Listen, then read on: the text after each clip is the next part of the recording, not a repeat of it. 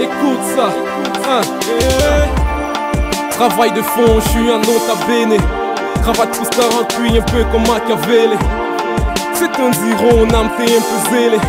Sirène au microphone, je suis en mode éveillé. La zik est là, toujours en train de rôder. Mais du matin au soir, y'a que les que je connais. Mesdames et messieurs, bonjour, bienvenue dans le bœuf politique de Jackie Mofo. Aujourd'hui, nous allons recevoir quelqu'un qui vient du Cameroun. Actualité oblige. Le Cameroun est à l'honneur ce mois de septembre et même le mois prochain, octobre 2018, car se tiennent au Cameroun les élections présidentielles du 7 octobre. Et pour ces élections-là, ils sont nombreux dans la diaspora camerounaise qui souhaitent dire quelque chose, qui ont vécu d'autres élections au Cameroun, qui en ont gardé de bons ou de mauvais souvenirs. Ils souhaitent s'exprimer et c'est ce que JMTV+ leur permet de faire. Il est jeune, très jeune. Oui, il vient du Cameroun, il naquit en Consamba où il a grandi. Il vit aujourd'hui quelque part en province, dans une province française. Il a fait le déplacement exprès pour venir s'exprimer sur JMTV+. Lui, c'est Alex Tchouta. Bonjour Alex.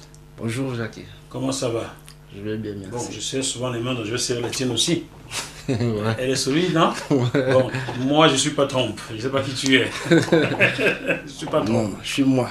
Je suis Alex Tchouta. Alex Tchouta. Ouais. Tu vis donc quelque part en France. C'est à toi de voir si tu es dans ta ville. Quelque part à l'est de la France. Au nord-est de la France. À l'est, proche du Luxembourg. Proche du Luxembourg. Ouais. Alors, Alex, comment est-ce que tu me connais? À travers les vidéos sur YouTube. Ah, d'accord. Surtout la vidéo de le film, le tournage de Patrice Galland la première fois, après qu'ils sont sortis de prison. Oui, mais c'est vrai qu'avant j'avais regardé les tournages de Tchouta Bernard. D'accord, les émissions de Bœuf Bourguignon. Oui. C'est tout ça. Et puis j'ai bien apprécié la manière de faire ce style de journalisme. Parce qu'il faut avouer que je vois pas ça. C'est que ici que ça existe, ce genre de journaliste. Que ici, ouais. Il faut être relax, hein. Même quand c'est sérieux, on peut avoir de l'humour, n'est-ce pas? Ouais, bien sûr. Et puis un jour, mon téléphone sonne, il y a de cela 3 semaines environ. C'est toi. Ouais. Tu veux t'exprimer. Ouais. Tu veux parler de l'actualité au Cameroun. Oui, effectivement. Et comme je dis souvent, JMTV+ est ouvert à tout le monde. Je t'ai dit, ok, quand tu voudras, tu viens. Et tu es venu. Ouais, moi aussi. Très bien. Te voici donc. Non. Non, ça c'est un langage diabolique, ça. Ah non. Je préfère effacer ça. C'est toi qui as dit non aussi, ça, c'est des langages diaboliques. Je ne vais même pas blaguer avec ce genre d'ironie là. Alors, tu veux t'exprimer sur les prochaines élections présidentielles au Cameroun, mais tu n'y crois pas. Tu ne crois pas au changement. Pourquoi? Parce que j'ai la conviction que les élections ne peuvent rien changer au Cameroun. Rien. J'ai la ferme conviction que seule une insurrection populaire peut changer les choses. À part ça, il n'y a rien à faire. Donc pour toi, au soir du 7 octobre 2018, Paul Biya sera toujours président? Évidemment. Bien sûr. Qu'est-ce qui te fait dire cela, Alex? Il y a un certain nombre de choses, donc Paul Biya même n'est même pas au courant. Comment ça? En 2005, si j'ai bonne mémoire, c'était les municipales, les élections municipales. 2004 ou 2005, je ne me rappelle plus trop bien, mais si on se situe en cette période-là, les municipales, on saura la date. Donc j'ai été contacté pour superviser les élections en Consamba, là où je suis né, j'ai grandi. Et il s'est passé que pendant que en fait c'était un candidat que on connaissait bien, c'était un grand frère du quartier. Il était candidat de quel bord politique? Du SDF. Oui. Donc il nous a appelé au quartier de venir superviser les élections. Pendant qu'on faisait la patrouille avec la voiture, le 4x4 pour aller dans les différents centres de bureau de vote. De bureau de vote, tout ça. au 3 sur S, il y avait un bureau de vote d'un collège qui s'appelle le 3 sur S. Tous ceux qui sont de Consamba connaissent bien le 3 sur S. J'étais avec mon ami, un ami du quartier, un ami d'enfance, un ami avec qui on a grandi aussi. Il y a une femme qui traverse la route. Elle sort du 3 sur S, elle traverse la route et elle entre dans le champ de maïs, champ de café, tout ça. C'est mon ami, il me dit que voilà la femme de Simène Pierre. Simène Pierre. Ouais. Simène Pierre, il est député, je crois. Oui, je crois qu'il est député aussi. De quel bord politique? De RDPC, bien sûr. Ah oui, il faut bien situer les choses. Donc, M. Simène Pierre serait député du RDPC aujourd'hui. Ouais. On va vérifier cela.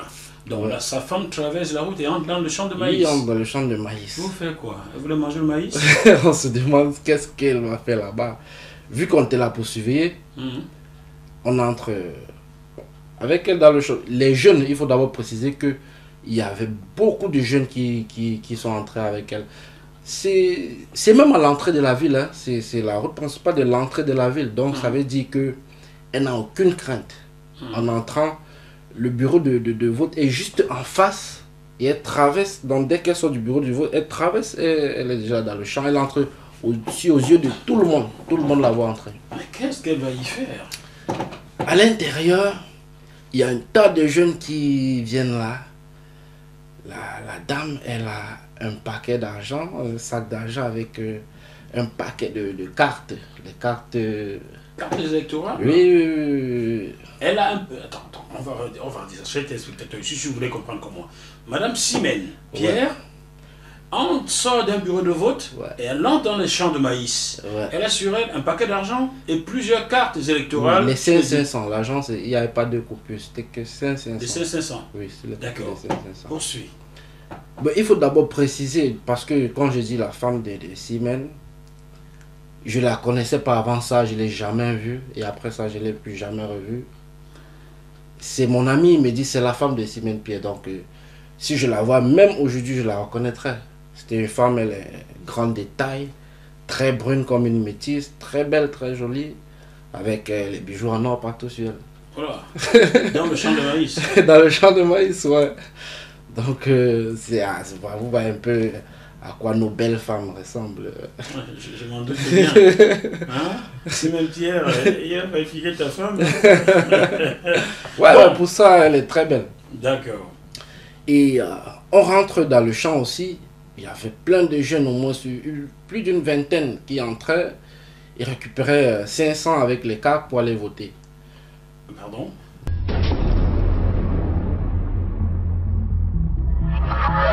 Ce programme vous est proposé par Deviseo Fret, spécialiste du transport international Afrique, Dom-Tom, Océan Indien. Retrouvez-nous sur www.deviseo-fret.com. Téléphone +33 139 85 14 23. Madame Simène remettait une carte à un jeune et 500 francs. Non, pas 500 tout de suite.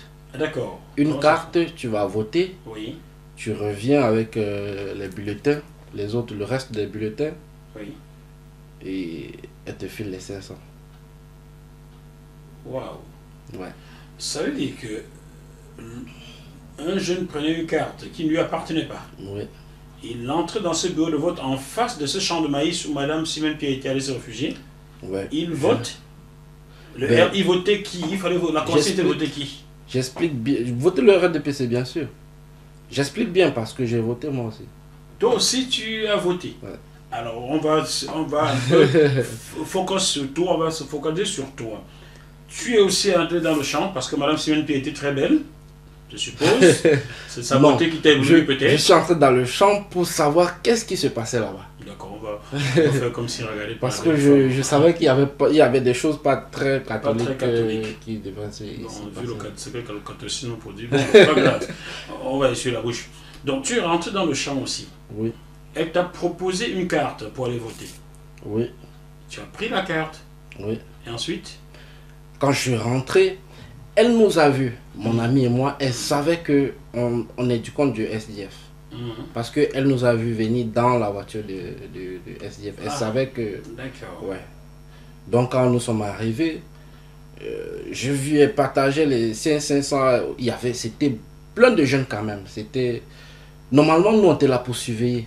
On pouvait faire un truc, mais ça allait faire trop de bruit. C'était presque tous les jeunes de la ville.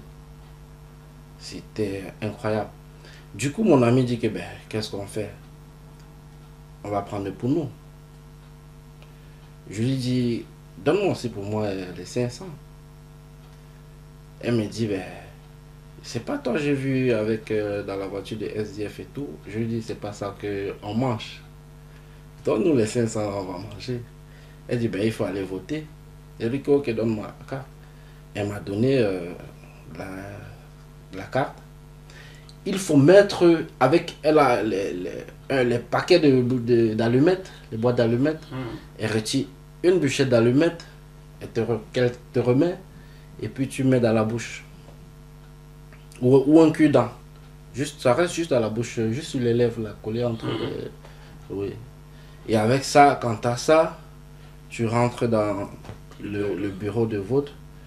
Tous ceux qui sont dans le bureau de vote, c'est des marionnettes, c'est des poupées, on ne contrôle rien. Du moment où tu as le signe qu'il faut, on sait déjà que... Parce que tous, ils sont payés déjà à l'intérieur. Ils ne sont pas là pour contrôler quoi que ce soit. Ils sont là pour rien. C'est juste eux parce qu'on dit, bon, il faut voter, c'est des figurants en fait. C'est des figurants. Et quand tu rentres à la bûchette d'allumettes, c'est un signe qui donne à quoi? Ça veut dire que tu rentres pour voter le RDPC. D'accord. Ça veut dire que c'est le boss qui t'envoie. C'est le signe que la bûchette veut dire. D'accord. Donc du coup, tu peux voter 10 fois.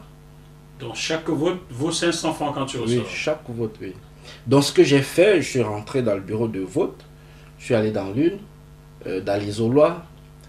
J'ai voté le SDF. Oui. Et je suis ressorti. J'ai jeté le reste des bulletins et je suis ressorti. Parce que ce que je ne savais pas, j'avais jamais voté, je ne connaissais même pas comment ça se passe. Tu avais quel âge à cette époque? Je devais avoir 19-20 ans. L'âge adulte pour voter au Cameroun, c'est toujours 21 ans ou ça a changé? Je crois que ça a changé maintenant, mais j'avais pas encore l'âge. À cette époque-là, c'était 21 ans. Oui, à cette époque, j'avais même pas de carte d'identité à cette époque-là. J'avais même pas encore de carte d'identité. Donc, tu as frauduleusement voté, oui. Mais tu as voté ton parti, le SDF. Oui. Tu as jeté le reste des bulletins en sortant. Oui. Tu es retourné vers Madame Semen. Oui. Ce que je ne savais pas, c'est que il fallait revenir avec le reste des bulletins. D'accord. Je ne savais pas ça. Et comme tu es pas revenu avec, il s'est passé quoi? J'ai dit à la dame, file-moi les sous, j'ai voté. Elle me dit, où sont les autres bulletins? J'ai dit, j'ai jeté dans la poubelle, là, je ne savais pas qu'il fallait que je sorte avec. Elle n'a même pas voulu compliquer parce que elle veut pas perdre le temps. Elle a retiré 500, elle m'a donné. Et ensuite? Ensuite, je me suis cassé, je suis parti, j'ai dit, c'est pas la peine parce que là-bas, s'il fallait dénoncer quoi que ce soit, ça devait être un gros coup, ça devait être un gros désordre. Et nous, on était tout jeunes là, on avait même peur. Apparemment, Simène Pierre, c'est quelqu'un qui a beaucoup de pouvoir. En fait, qui avait ce que nous, on croyait à l'époque. Parce que quand je dis là, c'est comme si il est Dieu, il n'est pas Dieu. C'est ce que nous, on croyait que c'est des gens qui ont trop de pouvoir, Mais déjà, ça attire l'attention parce que si j'ai même pris le courage d'entrer dans le bureau de vote, c'est parce que j'étais sûr et certain que rien n'allait m'arriver. Donc, c'est des gens qui ont compressé complètement déjà je sais pas, ils ont un système où tout le monde, ils ont déjà désintéressé tout le monde de la vie politique. Ouais. Alors, si je comprends bien, à l'époque, les jeunes, le plus important pour eux, c'était d'avoir 500 francs pour manger et pas plus. Oui, et la vérité, ça sauvait certains jeunes. Ah bon, les 500 francs? Oui. Comment ça sauvait certains jeunes? Les 500 là que j'avais pris là, ça faisait peut-être, avant ça Ça faisait peut-être un mois, j'avais pas vu 500. Pardon? Ça faisait un mois, j'avais pas vu 500. Donc pour toi, le 500 francs Oh là là. du trucage d'élection ce jour était de l'or, quoi. Oui. Ben c'est vrai quand même que je voulais juste pas quitter comme ça, je voulais avoir quelque chose, de prendre, de piquer quelque chose, lui suturer quelque chose. Parce que jamais je peux voter le RDPC de ma vie. Déjà depuis petit, à l'âge de 2 ans, le sentiment que j'ai, que je ressens depuis l'âge de 2 ans, c'est que le président de la République, c'est un homme méchant. Que c'est un homme diabolique même. Donc déjà, Chers téléspectateurs, je vais vous expliquer pour ceux qui réfléchissent en euros ou en dollars. 500 francs CFA représente environ 72 centimes d'euros. Maxi 73 centimes d'euros. Ouais. Donc, une voix frauduleuse valait 72 centimes d'euros à cette époque-là. Ouais. Les jeunes votaient plusieurs fois, ils votaient. Et il n'y avait pas que... C'était pareil dans tous les bureaux de vote. De la ville, là, C'était de pareil. Consamba. C'était pareil. Et il se pourrait même que... il y avait l'urne dans l'hôtel de Simon Pierre Mamie, il a un hôtel qui est appelé l'hôtel Le Manengoba. Les rumeurs, oui. Pendant ce temps, les rumeurs couraient qu'il y a l'une là-bas. Mais ce que j'ai constaté, c'est que je voyais trop de mouvements là-bas, d'entrée et sortie de l'hôtel, dans l'hôtel. Je voyais trop de... Je ne peux pas affirmer quoi que ce soit, mais je voyais trop d'entrée et sortie. Mais ce qui est sûr, je viens de vous expliquer ce qui s'est passé déjà dans un bureau de vote. Et après, tout se passait même au téléphone.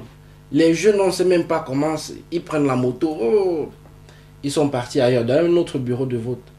Oh, ils font le tour de tous les bureaux de vote, ils partent voter. Ils partent. Mais la dame, elle avait plus de c'était un paquet de cartes. Les cartes d'électeurs, là, c'était beaucoup. Avec des bizarres noms, des noms bizarres et tout. C'était un paquet que...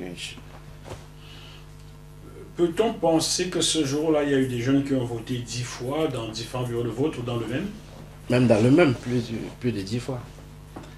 Même dans le même, il y a les gens qui ont voté plus de 10 fois. Est-ce que tu penses que c'est un phénomène qui est généralisé au Cameroun? Oui. Vu que je l'ai vécu... En Consamba? Oui, je l'ai vécu. Je ne pense pas que le hasard fait que ce soit seulement en Consamba. C'est-à-dire que ce truc-là, ça s'est passé que en Consamba et pas ailleurs. Tu es donc convaincu que dans tout le Cameroun, ça se passerait comme ça? Je suis convaincu qu'il n'y a aucun bureau de vote qui est... Fiable au Cameroun? Oui. Ouais. Alors, dans un mois, dans 4 semaines, ouais. Alors, nous tournons cette émission le dimanche 9 septembre 2018. Le 7 octobre, c'est dans 4 semaines pile poil. As-tu le sentiment que le même phénomène va se reproduire au Cameroun? Bien sûr. Pourquoi ça ne devrait pas se reproduire? C'est des vieillards qui sont là depuis toutes ces années-là. Étant vieux comme ça, c'est eux qui passent le temps à tuer la jeunesse que nous sommes. On va mourir au désert, on va mourir dans les océans pour arriver en Europe. Parce que soi-disant on a peur, mais attends, on ne peut plus continuer d'avoir peur des vieux. J'ai 34 ans, je ne vais pas avoir peur d'un vieux de 90 ans. Non, je souffle sur lui, il meurt. Mais c'est lui qui dirige le pays. Non, c'est une manière de dire que c'est fini, c'est l'histoire d'avant. La peur qu'ils avaient instaurée au pays, là, c'est fini. C'est fini. Moi, je crois que, en tout cas, les élections à venir, là, ça ne va pas résoudre le problème du pays. Seule une insurrection populaire peut résoudre le problème du Cameroun. Mais les élections, non, je ne crois pas. Ça ne peut pas se faire avec les élections. Parce que ce que je viens de vous dire, bon, on va surveiller à Consamba. Est-ce qu'on va surveiller pareil à Melon, à Bafang, Bafoussam? Et il y a vraiment une pauvreté. Il y a vraiment une pauvreté qui peut pousser les jeunes à faire ça.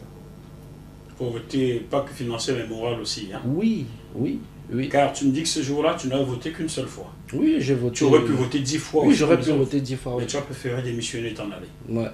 Dépité, hein. Parce que si je votais la deuxième fois, il fallait que je revienne avec les bulletins. Et tu n'as pas voulu... Je ne peux pas voter le RDPC pour rire au monde. Je peux pas. Pour moi, voter le RDP, c'est comme si tu es en train de tuer quelqu'un. À ce point. Oui, c'est la même chose. C'est comme si tu tuais quelqu'un. C'est pour ça quand je vois les jeunes, je me demande vraiment, vous êtes sérieux? Quand je vois les jeunes qui sont dans le RDPC, sur Facebook, tu vois les jeunes, ils ont porté les habits de RDPC, ils sont au bas, ils boivent le... Franchement, à un moment, il faut qu'on arrête tout ça.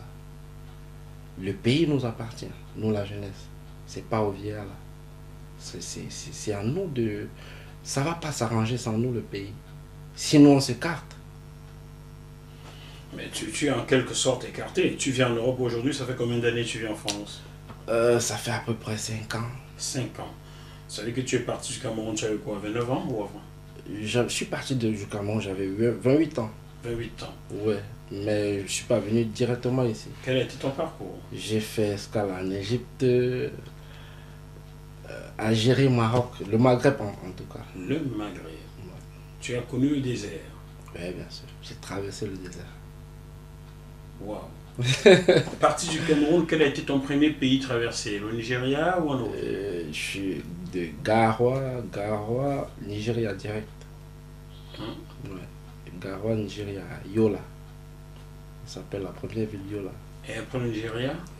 Le Niger. Le Niger. Et ensuite? Après le Niger, le désert du Sahara. Le Sahara jusqu'à Tamaracet en Algérie. À pied?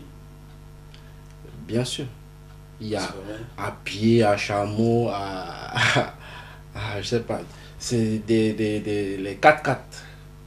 Double cabine là, comment Oui. ça s'appelle? Les pick-up. Les Voilà, pick-up, oui. pick-up là.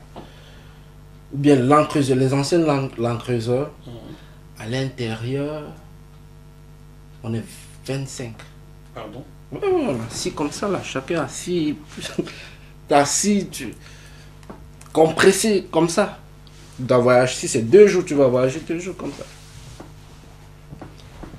Vu que tu traverses le désert. Ah ouais. Et tu es donc arrivé à Tamaracet après avoir traversé le désert dans un pick-up, quand même. Oui, oui, oui. Ah, parce que je n'aurais pas compris que tu m'expliques que tu es marché dans le désert, mais tu meurs. Personne ne peut marcher dans le désert. Si, 6 kilomètres. si on n'est pas arrivé, on a marché pour arriver à Tamaracet parce que c'est en plein désert qu'on est.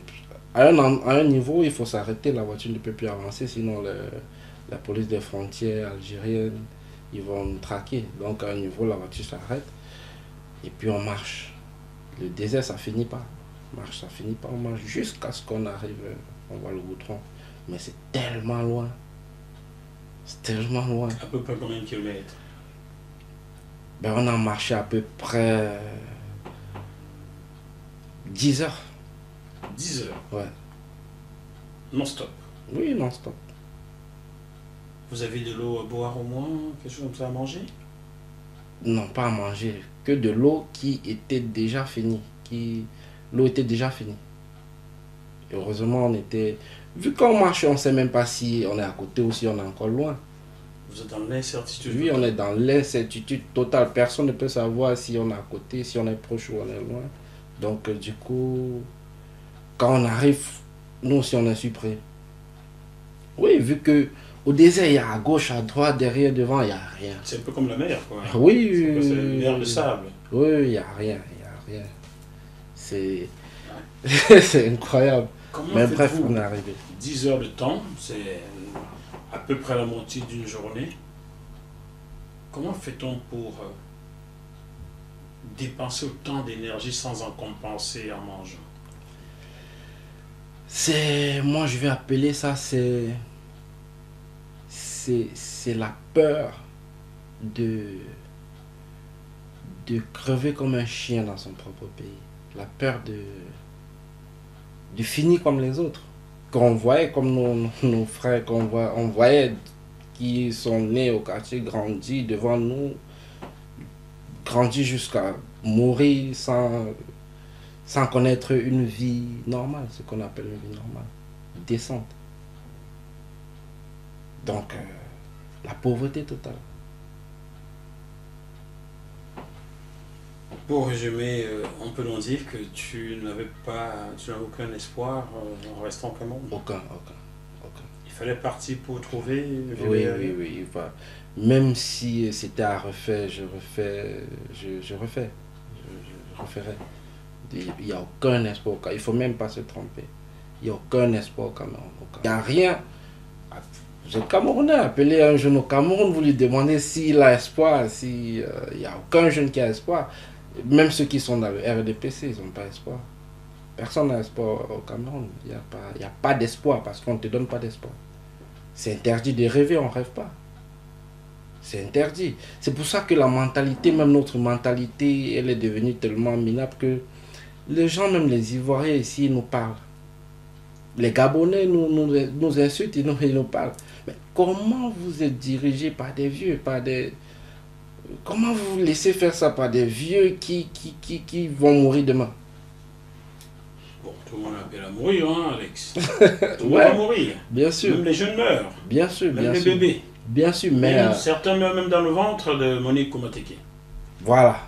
Et, tout le monde meurt. Oui, et c'est surtout, si je suis même là aujourd'hui sur ton plateau, c'est les trucs comme ça, Monique Koumateke. C'est des trucs qui m'ont choqué. Mais à l'époque, tu n'étais plus au Cameroun. Si, j'étais déjà ici. J'étais déjà ici, mais c'est des trucs qui m'ont choqué. Parce que quand je vois Monique opérer là-bas comme ça, moi je sors dans la pauvreté, dont elle et moi on est pareil. Je me dis, ça peut être ma soeur, ça peut être ma copine, ça peut être une voisine du quartier. Jusqu'à quand on va voir ça? Jusqu'à quand on va voir un président de la République qui envoie les militaires pour tuer les frères? Non. De quoi parles-tu? Envoyer les militaires tuer les frères? Est-ce que tu parles de ces troubles de 2008, de 2001 ou d'autres choses? Je parle de ce que moi j'ai vu, parce que j'entends beaucoup de choses et puis je sais pas trop lire, je ne suis pas trop lecteur comme Valsero dit. C'est la réalité. Je sais que mes frères ont voulu exprimer leur malaise et on s'est mis à les abattre comme les rats, entrer dans les universités, retirer les filles, les rouler dans la boue, les faire avaler, violer les filles, faire tout ça et tout. Et maintenant, on envoie les militaires massacrer. Et dans tout ça, les Camerounais regardent. Des gens veulent même essayer de travestir cette histoire en te regardant dans les yeux. Est-ce qu'on peut continuer comme ça? On ne peut pas continuer comme ça. Ça doit s'arrêter. Si tu avais le pouvoir aujourd'hui au Cameroun, comment voudrais-tu faire changer les choses? Déjà, il faut balayer tous ceux qui sont là. Balayer signifie quoi? Balayer, raser tout ça. La police, gendarmerie, il faut balayer tout ça. Mais c'est utopique ça, Alex. Comment vas-tu faire balayer? C'est un corps, c'est... Non. La police, quelque part, c'est la police qui me fait partie du pays parce que au Cameroun, les policiers, je ne sais pas comment on les forme, mais pour moi, ce que je pense, c'est des gens, ils n'ont pas de cerveau. Ça n'engage que moi, c'est ce que je pense. Ils n'ont pas de cerveau. La police, les commissariats, c'est des marchés sans comptoir. Comment ça? Ils font des drôles de recettes au commissariat. Quand tu arrives au commissariat, on parle qu'en termes d'argent. J'ai été au commissariat déjà, moi. Dans les cellules, j'ai fait la cellule au pays. J'ai fait la cellule 4 semaines, 2 semaines, 3 semaines. Pour rien. Pour rien, comment? On ne peut pas interpeller quelqu'un comme ça, le gars en cellule, 2 semaines, 4 semaines, pour rien. Explique-toi. Qu'est-ce que tu avais fait? Pourquoi tu avais tant interpellé? À une époque, il y avait un commissaire appelé commissaire Ondoa. Commissaire Ondoa? Oui, en Konsamba. Et lui, il se peut qu'il travaille avec des indiques. Les indiques Les petits malheureux au quartier, comme nous d'ailleurs. Les malheureux comme nous au quartier qui sont là pour travailler avec les policiers. Ils font tout et n'importe quoi. Donc, dès qu'un indique sait que tu as l'argent, ben, il va voir le commissaire. Il y a un gars là qui a des sous. Le commissaire, il va envoyer les éléments, va venir t'arrêter. Moi, on est venu m'arrêter dans mon quartier. En plein quartier. Ah bon? Oui, mais braquer l'âme comme un grand braqueur. Parce qu'il veut les sous. Me braquer comme ça. Si tu bouges, je tire. Si tu bouges, je tire. Mais attends. Il savait que tu avais de l'argent. De Oui. l'argent, tu avais travaillé ou de l'argent, tu avais vendu, tu as fait quoi pour cet argent-là? Ce que j'avais fait pour avoir cet argent, c'est pas important, mais je peux le dire. C'est l'argent que ma pauvre mère m'a donné. Ta mère te donne l'argent? Oui, environ. Elle était ici à Paris déjà, elle m'a envoyé cet argent. Combien? 500 000. 500 000, donc en euros 750 000 Oui, euros. oui, oui. Par là. 750 euros, Oui. 24, hein? Oui. Voilà, on arrondit. Et à l'époque, c'était pour mon billet d'avion, j'allais voyager. Pour aller à Dubaï. En tout cas, je voulais fuir le pays des puits, je voulais quitter le pays des puits. Ça, on rêve pas dans ce pays, il n'y a pas... C'est malheureux de dire ça, mais... Je profite pour saluer les jeunes de Dubaï. Vous savez, je vous salue tous les deux. Je sais que vous nous suivez désormais, sujet un petit peu plus. Je sais qu'on vous a remis mon livre, Ils ont vendu mon frère, et que vous avez lu. Et que vous avez trouvé poignant ce que j'y écris. C'est un peu votre vécu aussi. Donc, bonjour à vous. Je ne vais pas donner vos noms sans vos autorisations. Je l'aurai que je vous aurai cité. J'espère que vous allez bien là-bas. Tenez bon. Nous pensons fort à vous, n'est-ce pas, Alex? Ah ouais, ouais. Voilà. Dubaï, c'est une grande capitale aussi. Donc, tu voulais partir pour Dubaï. Voilà pourquoi ta maman t'envoie cette somme d'argent-là. Et les indices signalent au commissaire Ondoa que tu as reçu de l'argent. Ouais. Tu l'avais retiré où? À Western Union, MoneyGram ou quoi? MoneyGram. MoneyGram. Donc, ça veut dire que les gens qui travaillent à MoneyGram ont dû signaler.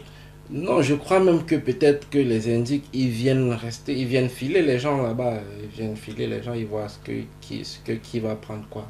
Ah, d'accord. Donc, je crois que c'est une file. C'est pour ça que je dis que ça ne sert à rien. Si la police, c'est ça, c'est... Je veux comprendre. Maintenant, on a indiqué au commissaire Ondoa que tu avais reçu 500 000 francs CFA. C'est donc pour cela qu'il a envoyé ces éléments t'interpeller? Pourquoi d'autres? Explique-nous, parce que moi, je sais, c'est aberrant. Celui... c'est terrible. Arrivé au commissariat, il me dit, l'indique là, c'est un mec. Un mec, à vue d'œil, juste à vue d'œil, ça se voit qu'il a jamais touché 10 000 qui lui appartient. C'est un pauvre comme nous, comme moi. Peut-être pire encore. Et c'est lui qui met la plainte que moi je lui ai soutiré 200 000 francs. Quelqu'un va déposer une plainte que tu lui aurais volé 200 000 francs. Lui que j'ai soutiré, qu'il dormait, j'ai soutiré. C'était dans sa poche, 200 000. C'était là, dans la poche là. Comme si quelqu'un peut se balader à 200 000 francs dans sa poche au Cameroun. Bon, d'accord. Et à la suite de cela, le commissaire, on doit envoyer ces éléments t'interpeller. Oui. Et il s'est passé quoi ensuite? Quand ils m'ont pris, j'avais les sous sur moi, c'était dans les poches de camouflés de côté comme ça. 500 000, oui. J'ai appelé mon grand frère, un grand frère du quartier, qui vient récupérer les sous. Pendant qu'ils prenaient l'argent, les policiers, je les regardais. Je ne me suis pas laissé intimider, il faut le dire. Parce que je savais qu'ils ne vont rien me faire. Tout ce qu'ils veulent, c'est l'argent. Ils sont comme des malheureux, les policiers. Ils sont pires que des mendiants. Ouais. Et le grand frère est donc venu récupérer les 500 000. Oui. Et ils ont voulu lui en empêcher. Lui aussi, il ne s'est pas laissé faire. Il a dit, écoutez, moi, je vous ai rien. Je vous dois rien. Et c'est mon petit frère. Et puis, je prends ce qui m'appartient. Il vous a dit que ça ne m'appartient pas. Je lui dis, prends les sous, tu vas avec. Et c'est comme ça. Ils ne pouvaient rien faire de toute façon. Ils ne peuvent pas m'empêcher de donner mon argent à qui je veux. C'est mon argent. Donc on est allé au commissariat. Nous étions deux dans cette affaire. On était deux dans cette affaire. Comment ça, je comprends pas. Deux accusés. 2 accusés pour Oui, les d'avoir 200 000. soutiré 200 000. Oui. Donc ça veut dire que ce monsieur avait 200 000, tu as soutiré 200 000. Quelqu'un d'autre a soutiré le même 200 000. Je sais même pas comment ils ont dit on a soutiré ensemble, on s'est partagé l'argent, quelque chose comme ça. Est-ce que tu connaissais l'autre accusé? Oui, ça va beaucoup te surprendre. Oui. C'était qui l'autre accusé? C'était toujours un grand frère du quartier, comme ça.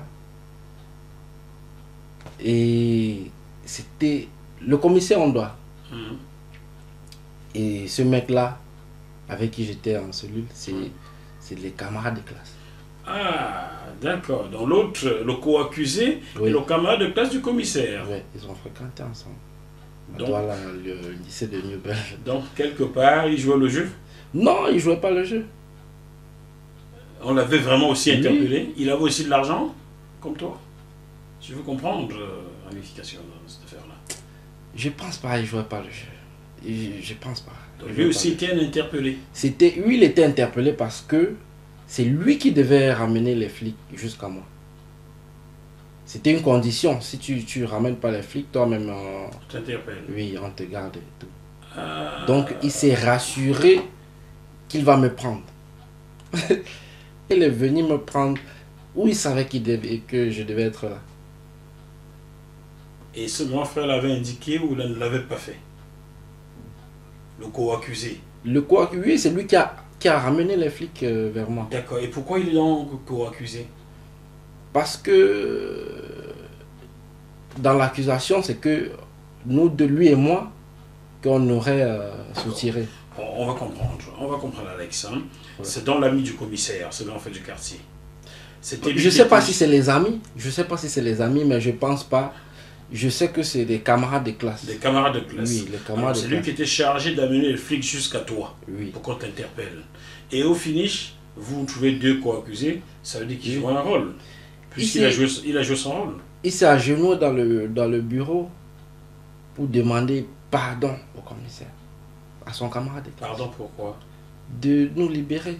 Tous les deux. Oui, parce qu'on était en train de négocier. Moi, je dis j'avais que 30 000. Parce que ils ont rapporté le compte rendu des sous. Ils ont dit que j'avais beaucoup de sous quand ils m'ont arrêté. Et tout. Le commissaire il m'a demandé, apparemment j'avais beaucoup d'argent quand t'as arrêté. Hein. J'ai dit oui, c'était 30 000, c'était les billets de 500. Il sourit. C'était que les billets de 10 000. C'était 500 000 à 10 000. Bon. Alors, jusque-là, je n'ai pas compris le rôle du co-accusé dans l'affaire. Finalement, le commissaire vous demandait de payer tous les deux pour qu'il vous libère. Oui. Depuis nos têtes, on négociait l'autre. Il s'est agenouillé, D'accord, Demandez je l'ai pardon. compris. Ça, je l'ai compris. Commissaire, pardon. Il vous demande de payer combien chacun? Je crois. Finalement, j'ai payé 200 000. De toute façon, l'autre, il avait rien. J'ai payé pour les deux. Et qu'il devait me rembourser une partie, qu'il m'a quand même avancé quelque chose. Il a quand même. Il a fait. Il a essayé de rembourser. On a fait 2 jours en cellule, tous les deux. Et puis, j'ai payé comme j'avais l'argent. J'ai payé, le commissaire a pris 200 000. Et l'autre devait me rembourser quelque chose comme 80 poussières, 100 000, oui. Mais il m'a donné 5 000, 2 000, je ne sais plus combien, mais il a quand même. Ne penses-tu pas que c'était juste une couverture? Non. Quand j'ai grandi dans... Il n'est pas plus bandit que moi en fait. Donc si c'était une couverture, quoi que ce soit, je saurais. Et combien de temps après avoir été libéré, tu as quitté le Cameroun? Là c'était environ de 2007. Et j'ai quitté le Cameroun en 2012. Donc tu es resté 5 ans encore au Cameroun? Oui. Toujours en Consomma? Non, à Yaoundé. Là, je suis parti à Yaoundé. J'arrive à Yaoundé en 2004, je crois. 2004-2005. Je fréquente. Je suis au lycée. Je suis premier au lycée de Tinga. D'accord. Ouais. Mais dans les conditions difficiles, je peux plus fréquenter tout ça. Et voilà comment j'arrête l'école. Bref, je suis pas venu ici pour parler de moi personnellement. Je vais pas parler de moi. Je veux comprendre le parcours du jeune qui aujourd'hui me dit que l'élection au Cameroun est une farce. Je comprends le parcours. J'essaye et je partage avec les téléspectateurs ton parcours déjà. Parce que tu nous as dit que tu es parti du Cameroun suite à cette affaire-là. Donc je comprends. Mon parcours n'est pas exemplaire, donc ça m'intéresse même pas de parler de mon parcours devant les caméras parce que c'est pas exemplaire. Je sais. Mais ça peut sensibiliser. Alors, finalement, tu arrives en Algérie, donc, à Tamaracet. Oui, je suis arrivé là-bas. Moi, je partais pour gagner ma vie. Hein. C'était pas forcément pour arriver en Europe. C'était pas forcément pour arriver ici. Tu l'aurais gagné ta vie en Algérie, tu sais rester là-bas. Oui. Quand je suis parti, c'était dans l'espoir d'avoir l'argent et de revenir chez moi. D'avoir les sous pour avoir une vie et de pouvoir vivre chez moi avec une dignité. Combien de temps es-tu resté à Tamaracet? 2 semaines. En tout cas, en Algérie, je suis resté à peu près 1 an et demi. 1 an et demi? Ouais, je suis rentré au Cameroun. Ah. J'ai retraversé le désert encore. Encore? Ouais. Où cette fois-ci? Pour le Cameroun, j'ai retraversé le désert. Non, mais le Cameroun, mais tu as retraversé le désert pour une seconde fois. Oui, pour quelle direction? Pour le Cameroun. Je rentrais parce que... Ah, tu retournes au Cameroun par le désert également? Oui. Oula. Ouais. C'était pas ce que j'attendais, c'était vraiment très très difficile et à un moment donné il fallait rentrer. D'accord, tu es retourné au Cameroun. Et comment fais-tu pour te retrouver en Europe il y a 5 ans? J'ai eu la chance d'avoir obtenu un visa. Normal. Donc je suis arrivé ici par voie légale normalement. Ah, tu es descendu d'un avion? Ouais. Rien à voir avec le désert cette fois-là? Non. Non. Ouais, Dieu merci pour moi, mais la route que les autres prennent là-bas, ça, j'imagine même pas ça. C'est pas possible. Pas possible. Et aujourd'hui en Europe, est-ce que tout va bien côté administratif? Oui, c'est vrai que c'est difficile. Ici en Europe, moi je dis toujours une chose, on souffre, on peut souffrir, mais fin de compte, tout le monde va finir par avoir les papiers, par pouvoir travailler. Ouais, là je suis régularisé, je travaille. Ça va, c'est pas vraiment l'Eldorado comme on pense, mais on peut avoir une dignité. On peut se vanter d'avoir une dignité. Jacques, je ne serai pas propre comme ça au Cameroun. Jamais, never. Never, je ne serai pas propre comme ça au Cameroun. Pourtant, c'est rien. C'est rien. Comment au Cameroun, la famine, ça s'explique même pas. Un pays où il y a les terres fertiles et tout, mais les gens faim jusqu'à... J'en connais qui sont morts parce qu'ils n'ont pas quoi manger. Au Cameroun? Au Cameroun. Un pays qui atteint l'autosuffisance alimentaire il y a plus de 30 ans. Des gens meurent parce qu'ils n'ont pas quoi manger. C'est la vérité, j'en ai vu. De toute façon, quand on sort, quand on se rencontre sur la route du désert, tous ces jeunes-là, il y a un seul sujet. Okay. Ah, notre pays. Comment les dirigeants sont méchants comme ça. Regarde ce qu'ils nous poussent à faire. Regarde comment on fuit notre pays pour venir mourir comme ça. Regarde, c'est voilà le seul commentaire qu'il y a. Mais je suis étonné même que quand ces gens-là, même, on a dernièrement quand on a déporté les gens qu'on a déportés de Libye et partout, personne ne dit rien. Personne ne dit rien. Ce commentaire-là, ça reste au désert.